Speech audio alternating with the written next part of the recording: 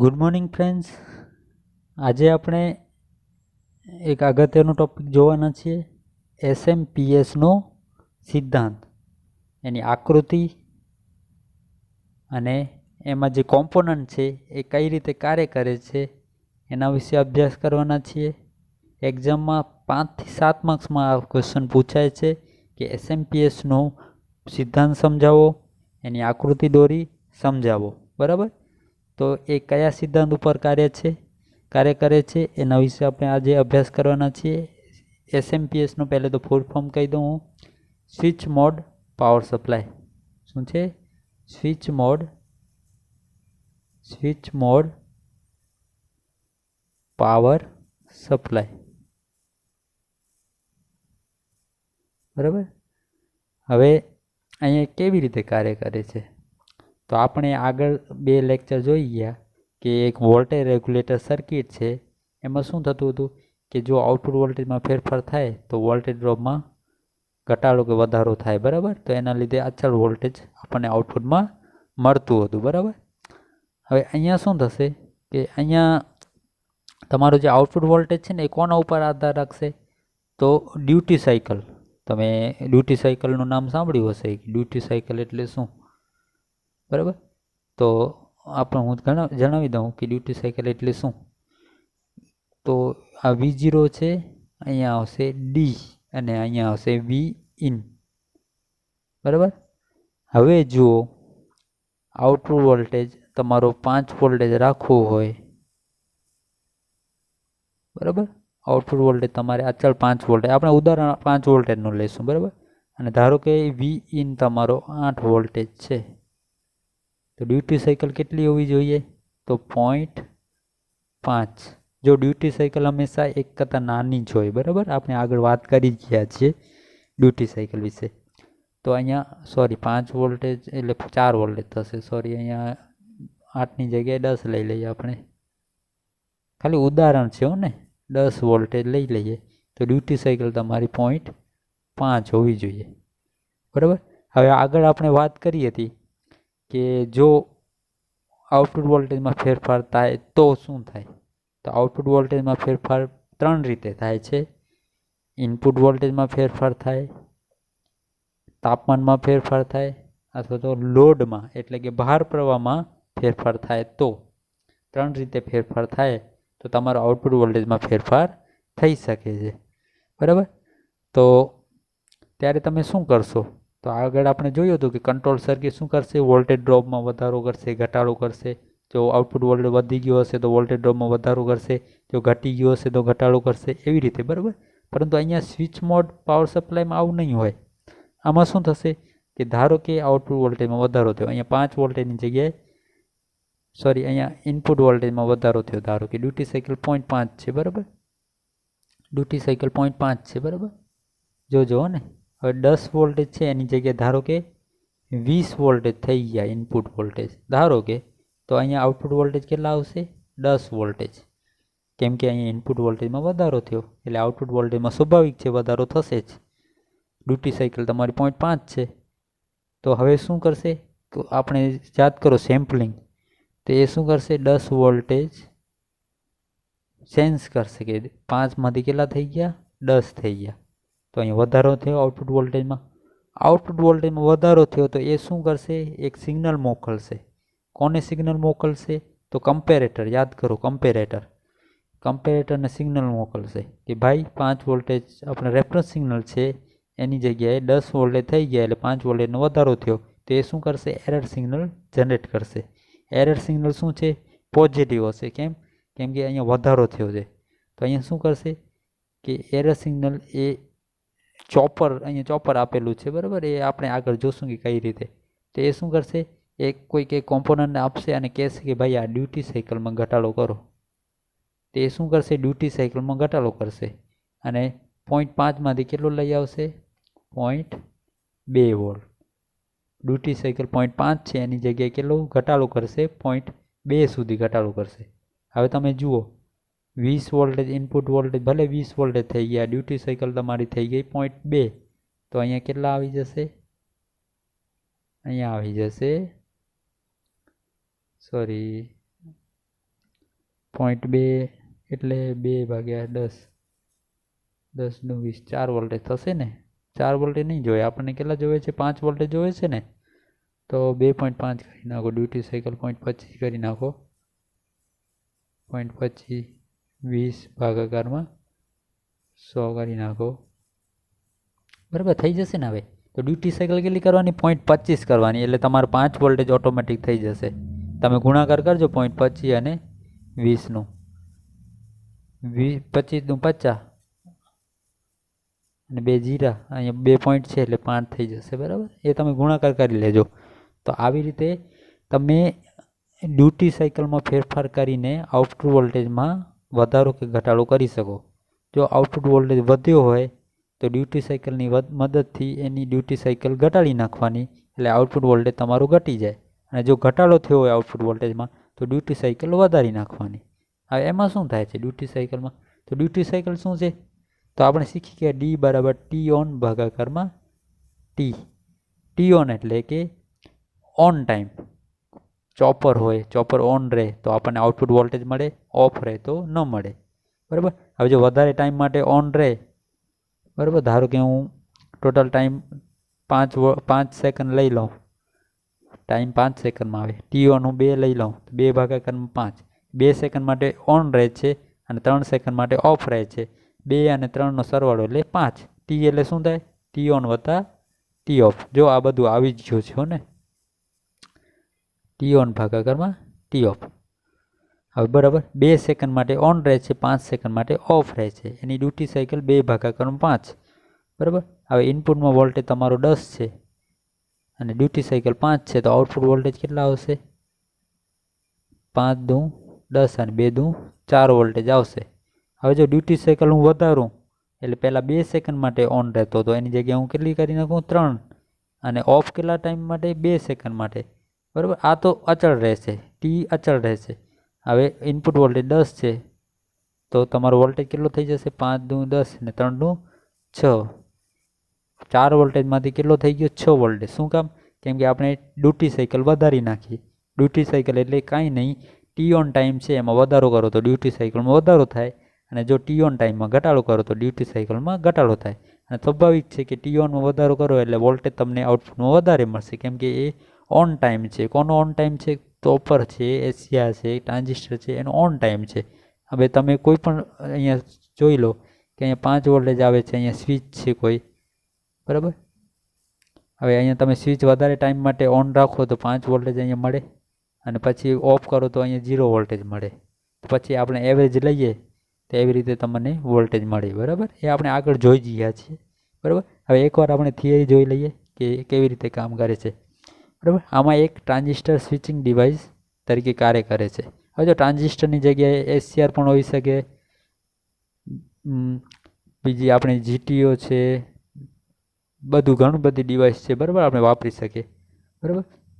હવે અહીંયા શું છે? પલ્સ છે. અહીંયા જુઓ, ટી ઓન, ટી, આ ટી ઓન છે, આ ટી ઓફ છે. કાંઈ પણ ન મળે એટલે ટી ઓફ, ઓફ રહેવાનો ટાઈમ, બરાબર, ઓન રહેવાનો ટાઈમ, અને બેનો સરવાળો એટલે ટી. આગળ શીખી ગયા. હવે જો અહીંયા શું થાય છે કે જ્યારે પલ્સની માર્ક આવે છે, એટલે આ પલ્સ મળે છે ત્યારે તે ઓન થાય છે. હવે ઓન થાય કોઈ પણ વસ્તુ તો એની અક્રોસનો વોલ્ટેજ કેટલો હોય? 0 વોલ્ટેજ હોય, શોર્ટ કહેવાય. બરાબર. તો પાવર કેટલો થાય? વી ગુણાકારમાં આઈ. V0 છે એટલે પાવર શું આવે? 0 વોટ. હવે જ્યારે ટ્રાન્ઝિસ્ટર ઓફ હોય, અહીં ડી એ નથી, ઓ છે, આ ટ્રાન્ઝિસ્ટર તમારો ઓફ થયું, ઓફ થયું એટલે ટ્રાન્ઝિસ્ટરમાંથી કરંટ પસાર ન થાય, એટલે પાવર શું થાય? વી ગુણાકારમાં 0 એટલે 0 વોટ. બરાબર.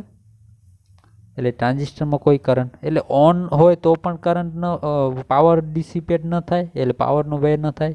ઓન હોય ત્યારે વોલ્ટેજ 0 હોય અને ઓફ હોય ત્યારે કરંટ 0 હોય, એટલે પાવર શું મળે? આપણને 0 વોલ્ટેજ મળે. હવે અહીંયા ડ્યુટી સાયકલ આપેલી છે ટી ઓન ભાગાકારમાં ટી, અને ટી ઓન ભાગાકારમાં ટી આપેલું છે. બરાબર. અને ટી હું વારંવાર કહું છું, ટી એટલે ટી ઓન વત્તા ટી ઓફ. હવે ઇનપુટ વોલ્ટેજ વીઆઈ છે, આઉટપુટ વોલ્ટેજ V0 છે. V0 બરાબર વીઆઈ ગુણાકારમાં ડી. હવે અહીંયા આપેલું છે એક્ઝામ જુઓ, વીઆઈ 50 વોલ્ટેજ છે, ડી તમારો 0.4 વોલ્ટેજ છે. તો V0 કેટલા મળશે? 50 ગુણાકારમાં 0.4 એટલે 20 વોલ્ટેજ. પછી જો D 0.8 કરી નાખો તો 0.4માંથી 0.8 કરી નાખો તો કેવી રીતે થશે? તો T ઓન ટાઈમમાં વધારો કરો એટલે ઓન રહેવાનો ટાઈમ વધારી નાખો તો D તમારું વધી જશે. તો અહીંયા V0 કેટલા થઈ જશે? 40 વોલ્ટેજ. જો ડ્યુટી સાયકલમાં વધારો કરો તો આઉટપુટ વોલ્ટેજમાં વધારો થાય, ડ્યુટી સાયકલમાં ઘટાડો કરો તો આઉટપુટ વોલ્ટેજમાં ઘટાડો થાય. બરાબર, તમે જોઈ શકો છો 0.4 હતું ત્યારે સેમ વોલ્ટેજ માટે આપણને 20 વોલ્ટેજ મળ્યા, અને જ્યારે 0.8 કરી નાખ્યો તો તમારો આઉટપુટ વોલ્ટેજ છે 40 વોલ્ટેજ થઈ ગયો. બરાબર, તો આવી રીતે તમે ઓન અને ઓફ તો ઠીક છે, તમે ઓન ટાઈમમાં ફેરફાર કરો તો તમારી ડ્યુટી સાયકલમાં ફેરફાર થાય અને આઉટપુટ વોલ્ટેજમાં ફેરફાર થાય. બરાબર, ઓન ટાઈમ વધારો તો આઉટપુટ વોલ્ટેજમાં વધારો થાય, ઓન ટાઈમ ઘટાડો તો આઉટપુટ વોલ્ટેજમાં ઘટાડો થાય. બરાબર, તો આવી રીતે આ SMPS આ સિદ્ધાંત ઉપર કામ કરે છે. બરાબર, હવે SMPSની આકૃતિ જોઈ લઈએ. આ આકૃતિ છે. બરાબર, જો થોડી મોટી છે પણ કાંઈ પણ સમજવા જેવું નથી એવું તો કાંઈ નથી, સિમ્પલ છે. એકવાર ટ્રાય કરજો હાથેથી દોરવાની. અહીંયા AC સપ્લાય આપેલો છે. બરાબર, પછી ટ્રાન્સફોર્મર આપેલો છે. ટ્રાન્સફોર્મરનું કામ શું છે કે આ જે રેક્ટિફાયર છે એને જેટલા વોલ્ટેજ જોઈએ એટલા વોલ્ટેજ આપશે, અને એ બ્રિજ ટાઈપનો રેક્ટિફાયર છે એ તમે શીખી ગયા. બરાબર, પછી અહીંયા આ રેક્ટિફાયર શું કરશે? AC વોલ્ટેજનો DC વોલ્ટેજમાં રૂપાંતર કરશે. બરાબર, DC વોલ્ટેજ આવી ગયો. DC વોલ્ટેજ કેવો હશે? પલ્સેટિંગ પ્રકારનો. તો એને સ્મૂથ DCમાં કોણ રૂપાંતર કરશે? ફિલ્ટર. હવે ફિલ્ટર આપણે ઘણા બધા શીખી ગયા, તો એમાંનો કયો ફિલ્ટર? તો અહીંયા શન્ટ પ્રકારનો એક ફિલ્ટર આપેલો છે. શન્ટ પ્રકારના ફિલ્ટરમાં કેપેસિટર હોય ખાલી. બરાબર, આટલી વસ્તુ આવી ગઈ. પછી ચોપર આવે છે. અહીંયા કેપેસિટર આવી ગયો. હવે ચોપર આવે છે. બરાબર, ચોપર શું કરશે? તો અહીંયા જે DC વોલ્ટેજ મળ્યા હતા આપણને, બરાબર, રેક્ટિફાયર શું મળશે આપણને? DC વોલ્ટેજ મળશે રેક્ટિફાયરમાંથી. DC વોલ્ટેજ તમે ચોપરમાં આપો. ચોપર શું કરશે? DC વોલ્ટેજનો હાઈ ફ્રિકવન્સી AC વોલ્ટેજમાં રૂપાંતર કરશે. આ કેટલો છે? 50 હર્ટ્ઝનો છે. અહીંયા ફ્રિકવન્સી તમારી વધારે હશે. ઘણા બધાને ક્વેશ્ચન થાય કે અહીંયા AC હતો તો સાહેબ અહીંયા AC જ લગાડી નાખાય ને ડાયરેક્ટ, પરંતુ આ હાઈ ફ્રિકવન્સીનું નથી. આપણો સપ્લાય 50 હર્ટ્ઝનો છે. બરાબર, આપણા ઘરે જે સપ્લાય આવે છે એ 50 હર્ટ્ઝનો છે. આપણને હાઈ ફ્રિકવન્સી સિગ્નલ જોવે છે એટલે આપણે ચોપરનો ઉપયોગ કર્યો. બરાબર, હવે ચોપર કઈ રીતે કામ કરશે? એને DC વોલ્ટેજ જોશે. બરાબર, ચોપરને. બરાબર, તો ચોપર આપણે યુઝ શું કામ કર્યો? કેમ કે આપણને અહીંયા AC સિગ્નલ જોવે છે. AC સિગ્નલ કેવો જોવે છે? હાઈ ફ્રિકવન્સી વાળો. બરાબર, પછી અહીંયા વળી પાછો ટ્રાન્સફોર્મર વાપરેલો છે. ટ્રાન્સફોર્મર શું કામ વાપર્યો? કે વળી પાછો આપણે રેક્ટિફાયર જોડશું. ને અહીંયા મિત્રો જોઈ શકો છો કે રેક્ટિફાયર કેવો છે? 2 ડાયોડ વાળો ફૂલ વેવ રેક્ટિફાયર છે, જે આપણે સેન્ટર ટેપ વાપરતા હતા એ. બરાબર, અહીંયા રેક્ટિફાયર છે. તો ડી પાછો રેક્ટિફાયર પછી શું આવશે? ફિલ્ટર કયો છે? પાઈ પ્રકારનો. એ શું કરશે? DC વોલ્ટેજ છે એને સ્મૂથ બનાવશે, જે AC કોમ્પોનન્ટ છે એને કાઢી નાખશે. બરાબર, અને પછી અહીંયા સેમ્પલિંગ નેટવર્ક આપણે શીખી ગયા પહેલાં જ લેક્ચરમાં. સેમ્પલિંગ નેટવર્ક શું કરશે? એ આઉટપુટ વોલ્ટેજને સેન્સ કરશે. બરાબર, અહીંયા લોડ છે, એની પહેલાં એ રજિસ્ટર આપેલા છે R1 અને R2, અને જે R2ની અક્રોસમાં જે રજિસ્ટર આવશે એને સેન્સ કરશે. સેન્સ કરીને અહીંયા કોને મોકલશે? કમ્પેરેટરને. આ કમ્પેરેટર છે, અને કમ્પેરેટરમાં 2 સિગ્નલ આવે છે ટોટલ. એક આવશે રેફરન્સ સિગ્નલ અને બીજો આવશે આઉટપુટ સિગ્નલ. આઉટપુટ સિગ્નલના પ્રમાણમાં સિગ્નલ. બરાબર, હવે 2 વચ્ચે કમ્પેર કરશે અને અહીંયા આને આપશે વોલ્ટેજ કંટ્રોલ મલ્ટી વાઇબ્રેટર. આપેલો જ છે બુકમાં નામ, એને આપશે. અને એ શું કરશે કે જો અહીંયા વોલ્ટેજમાં વધારો થયો તો અહીંયા ડ્યુટી સાયકલ હશે. આ ચોપરમાં જે ડ્યુટી સાયકલ હશે, આપણે ચોપર વિશે શીખી ગયા ડ્યુટી સાયકલ હોય તો એ ડ્યુટી સાયકલમાં ઘટાડો કરશે. એટલે અહીંયા જેટલો વધારો થયો તો અહીંયા એટલો ઘટાડો કરી નાખશે. એટલે આઉટપુટ વોલ્ટેજ તમારો અચળ રહેશે. હવે જો આઉટપુટ વોલ્ટેજમાં ઘટાડો થશે તો અહીંયા ડ્યુટી સાયકલમાં વધારો કરી નાખશે. તો અહીંયા જેટલો ઘટાડો થયો તો એટલો પાછો વધારો કરી નાખશે. બરાબર, તો સિમ્પલ છે. 2 રેક્ટિફાયર વાપરેલા છે, 2 ફિલ્ટર વાપરેલા છે, એક ચોપર વાપરેલો છે, પછી comparator, sampling network, reference signal, voltage control multi vibrator, એનું કામ શું છે? ડ્યુટી સાયકલમાં ફેરફાર કરવાનું, બીજું કાંઈ નથી. આનું કામ એટલો જ છે કે ડ્યુટી સાયકલમાં વધારો કે ઘટાડો કરવાનો.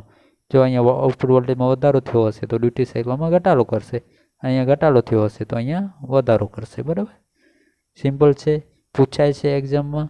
જો કાંઈ પણ ડાઉટ હોય તો તમે પૂછી શકો છો. એકવાર આપણે થિયરી પણ જોઈ લઈએ કે HV રેક્ટિફાયર, જે પહેલો રેક્ટિફાયર હતો કેવો હતો? બ્રિજ પ્રકારનો રેક્ટિફાયર હતો. કેવો હતો? બ્રિજ પ્રકારનો રેક્ટિફાયર. આમાં શું છે? મેઇન AC વોલ્ટેજનું DC વોલ્ટેજમાં રૂપાંતર કરશે. શું કરશે? HV રેક્ટિફાયર શું કરશે? એ AC વોલ્ટેજનું DC વોલ્ટેજમાં રૂપાંતર કરશે. પછી ફિલ્ટર હતો. કયો ફિલ્ટર હતો? Shunt capacitor filter. એ શું કરશે? એ સ્મૂથ DCમાં રૂપાંતર કરશે. બરાબર. પછી આવ્યો ચોપર. તમે જોઈ લેજો બ્લોક ડાયાગ્રામ, આપણે આગળ ચર્ચા કરી હતી. ચોપર શું કરશે? હાઈ વોલ્ટેજ DCનો હાઈ વોલ્ટેજ હાઈ ફ્રીક્વન્સી, અહીંયા જુઓ હાઈ ફ્રીક્વન્સી એસીમાં રૂપાંતર કરશે. આઉટપુટ વોલ્ટેજ પ્રમાણે AC વોલ્ટેજની મેગ્નિટ્યુડમાં ફેરફાર કરવામાં આવે છે. બરાબર, એ આપણે જોશું. પછી સ્ટેપ ડાઉન ટ્રાન્સફોર્મર. તો આ ફેરાઇટ કોરવાળું સ્ટેપ ડાઉન ટ્રાન્સફોર્મર છે.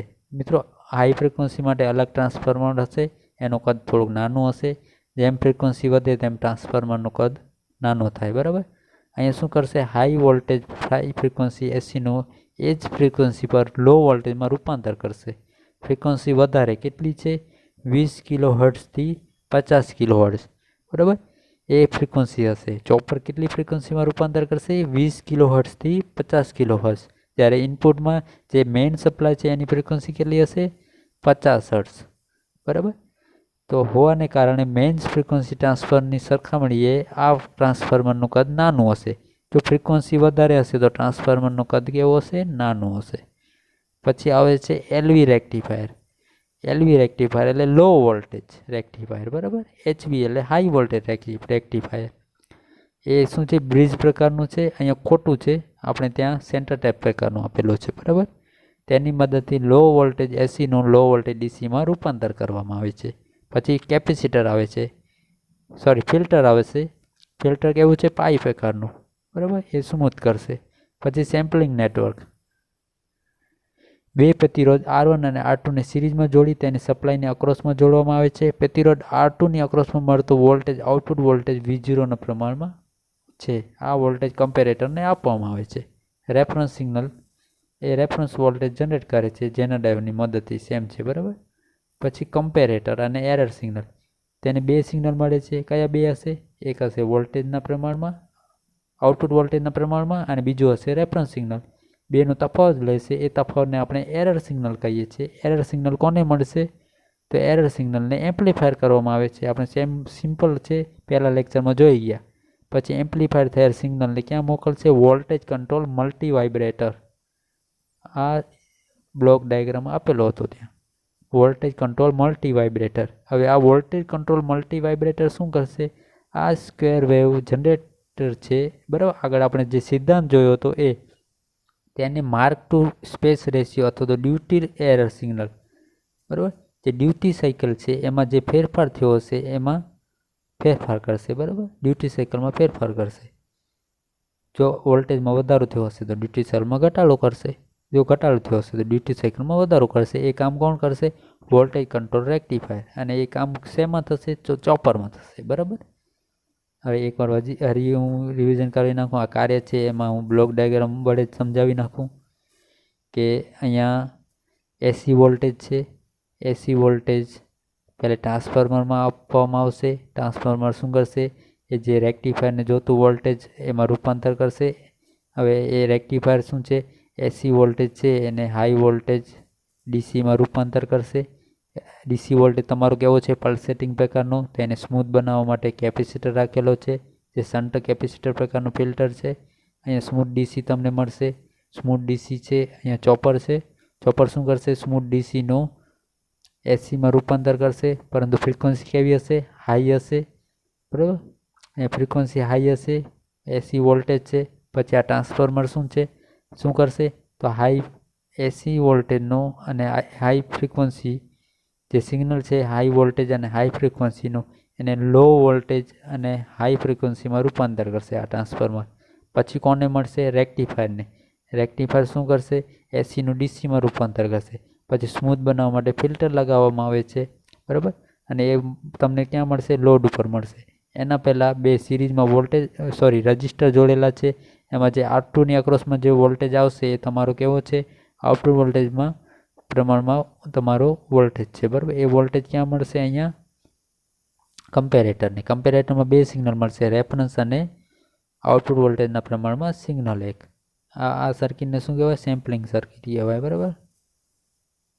પછી એ એરર સિગ્નલ જનરેટ કરશે. એરર સિગ્નલ નાનો હોવાને લીધે એને એમ્પ્લીફાયરમાં આપવામાં આવશે. એમ્પ્લીફાયર શું કરશે? એરર સિગ્નલને મોટું કરશે. અને કોને મળશે? Voltage control મલ્ટીવાઇબ્રેટર. એ શું કરશે? એ ડ્યુટી સાયકલમાં ફેરફાર કરશે. જો અહીંયા આઉટપુટ વોલ્ટેજમાં વધારો થયો હશે તો ડ્યુટી સાયકલમાં ઘટાડો કરશે, અને ઘટાડો થયો હશે તો વધારો કરશે. અને કોને આપશે? ચોપરને. જો ચોપર એવી રીતે કામ કરશે અને તમારું વોલ્ટેજ અચળ રહેશે, બરાબર.